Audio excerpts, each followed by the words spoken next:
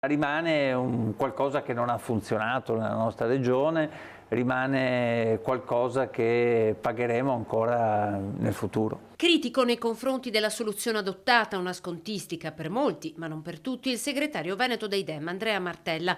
Ben vengano gli sconti, dice Martella, ma non basteranno. La questione pedemontana, con i suoi costi e con quanto incideranno nei prossimi anni nella vita dei veneti, si possa risolvere con questa scelta di aumentare un po' gli sconti per garantire maggiore percorrenza. Il problema è che è una scelta molto molto costosa che inciderà nei prossimi anni. Dalle infrastrutture alla sanità, sostenibilità e sicurezza sui luoghi di lavoro. Il PD Veneto intanto lancia le prossime primarie a partire dai temi Le primarie delle idee, una chiamata popolare nel weekend del 21 al 23 di marzo. Vogliamo ascoltare i cittadini su quali sono per loro le principali priorità che riguardano la nostra regione e quindi le azioni da mettere in campo.